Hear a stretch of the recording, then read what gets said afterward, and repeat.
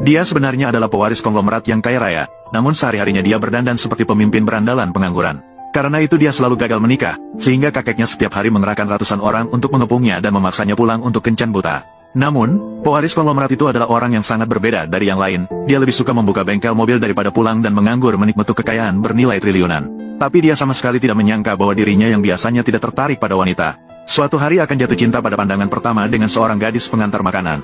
Gadis itu melihat seorang kakek terjatuh di pinggir jalan dan buru-buru menolong, bahkan memanggil orang-orang di sekitar untuk membantu menelepon ambulans.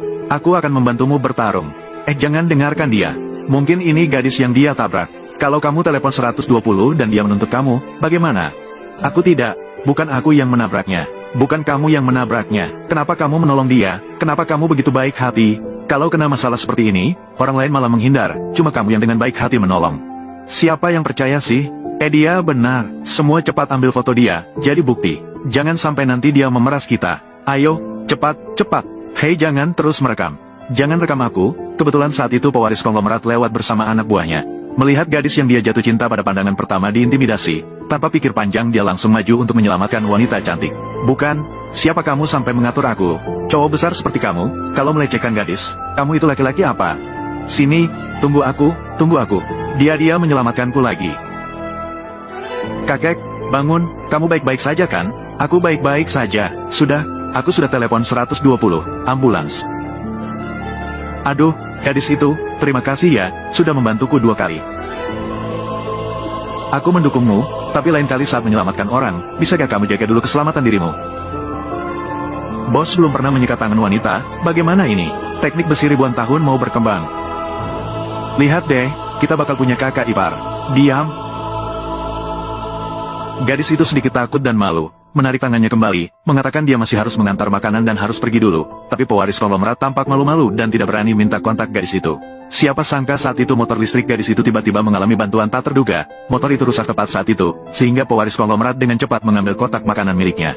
Bahkan orang juga dibawa bersamaan. Saat menyadari tidak bisa masuk ke mobil dengan gaya gagah seperti biasanya, dia langsung melangkah dengan satu kaki panjang melewati kap mobil, bergaya berbeda dari yang lain.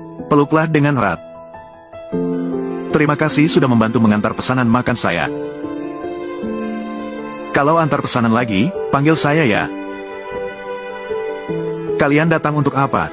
Bukannya takut pesananmu tidak selesai? Ada yang diutus untuk mengantarkan pesananmu. Sepeda motor istri juga sudah diperbaiki. Orang-orang ini tampak cukup berani. Chen Lai, jangan-jangan berandal dari dunia hitam. Dia sudah membantu saya 2 kali, apa saya harus mengundangnya makan? Itu Chen Lai, saya ingin. Bos besar, bos besar. Kalian datang untuk apa? Bukannya takut pesan antar makanmu nggak selesai? Ada orang datang untuk mengantarkan pesan antar makanmu. Motor listrik kakak istri juga sudah diperbaiki. Orang-orang ini terlihat cukup berbahaya. Apakah Chen Lai berandalan di dunia hitam? Kamu tadi mau bilang apa? Saya tadi mau bilang terima kasih. Itu saya ada urusan lagi, dulu ya. Bos, mengapa istri pergi? Kamu kelihatannya sangat terobsesi. Anak gadisku sudah menikah dan pergi. Bahkan teleponnya hilang. Namun, setelah gadis itu pulang ke rumah, tiba-tiba mendengar orang tua pria menghina wanita. Mereka berniat membeli mobil dan menikahkan anak mereka. Mereka berencana memaksa gadis itu menikah dengan pria tua berumur 50 tahun. Aku harus memberikan cincin pertunangan seharga 50.000 yuan. Pria tua berumur 50 tahun itu. Walau metu, aku tidak mau menikah. Kalau kamu mau membantah lagi padaku, kamu tidak mau menikah. Bahkan telah memelihara seekor serigala bertaring tajam. Akan kubutuh kamu kalau terus bicara seperti itu. Kamu harus menikah denganku juga. Mulai sekarang. Rumah ini, aku tidak akan kembali lagi. Aku tidak tahu bagaimana dia bisa menemukan aku. Aku hanya tahu, dalam kehidupan yang sangat dingin ini, dia berbicara tentang cahaya padaku. Berlari mengejar aku. Terangi aku, hangatkan aku. Ketika aku sangat putus asa, membuatku menemukan harapan hidup. Biarkan aku sendiri yang mengurusnya. Ada apa? Kamu malu ya? Tidak apa-apa. Maaf, aku membuatmu sakit. Bukan, aku tidak ingin tinggal di sini lagi. Aku ingin pulang. Pulang ke rumah. Kamu takut orang tuamu khawatir padamu, kan? Apakah perlu mencari seseorang? Memberitahu mereka bahwa aku baik-baik saja? Tidak. Keluargaku tidak akan khawatir tentangku. Aku ingin pulang ke rumah asal. Rumah asal? Kampung halamanmu di mana? Apa kamu dengar? Kebetulan sekali. Saya juga di Rongcheng. Aku kebetulan datang ke ibu kota provinsi untuk urusan. Jika kamu tidak keberatan, aku pulang melewati jalurmu, aku antar kamu. Cocok jadi teman perjalanan. Rumah asalmu sangat indah. Melapor ke polisi. Meningkatkan kecepatan. Bersinar bukan hak matahari. Mulai hari ini, Su Yuan Yuan. Kamu juga Su Yuan Yuan. Su Yuan Yuan. Yuan Yuan, sudah sampai rumah, turun. Itu, tadi. Tadi ada apa? Tidak apa-apa, aku pergi dulu.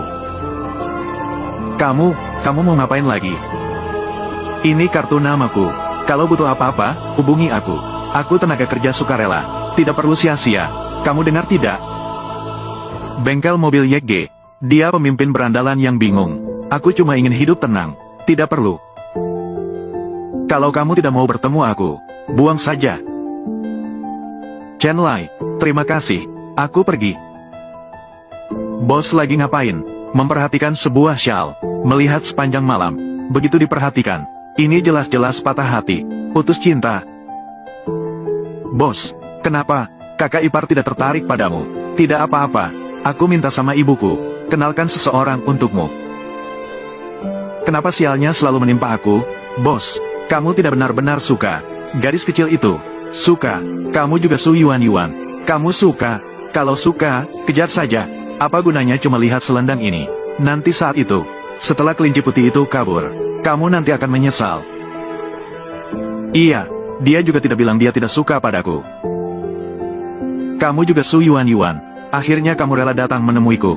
Pacar kamu yang pintar itu, kenapa tidak ikut datang sama kamu? Dia dengan wanita lain. Kampung halamanmu di mana? Aku menangkap basah mereka. Sudah putus. Pria yang tidak bisa mengendalikan nafsunya seperti ini, harus diusir dan diberi makan anjing. Lupakan dia, ayo pergi. Yuan Yuan, lihat, berhenti. Bajingan kecil, akhirnya aku bisa menemukanmu. Kian Kian, ayo kita pergi. Mau kemana sih? Bagaimana kamu bisa kabur dari genggamanku? Aku lapor polisi. Laporkan polisi. Laporkan polisi. Aku dipukul sama pantatmu itu.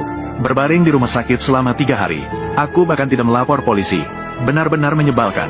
Lihat bagaimana aku akan menghadapimu. Yuan Yuan, jangan takut. Aku akan menelepon polisi sekarang. Aku suruh kamu lapor polisi. Kian Kian. Yuan Yuan, Kian Kian. Diam. Kalau kamu berani ngomong lagi, aku akan membutuhmu. Ayo pergi. Yuan Yuan. Halo, ini teman Yuan Yuan. Yuan Yuan telah diculik. Kamu bilang apa? Kak Lai, aku sudah buat masakan baru. Aku kirim supaya kamu coba. Aku ada urusan, kamu makan sendiri saja. Kak Lai, kamu benar-benar benci aku ya? Aku sudah mengejarmu selama 3 tahun. Kamu tidak bisa menoleh dan lihat aku sekali saja. Aku bilang aku tidak tertarik padamu. Kalau kamu terus begitu, aku tidak akan sopan sama kamu lagi. Sialan. Pria yang Jiang Rou sukai, bagaimanapun juga cuma milikku. Chen Lai, kamu cuma milikku.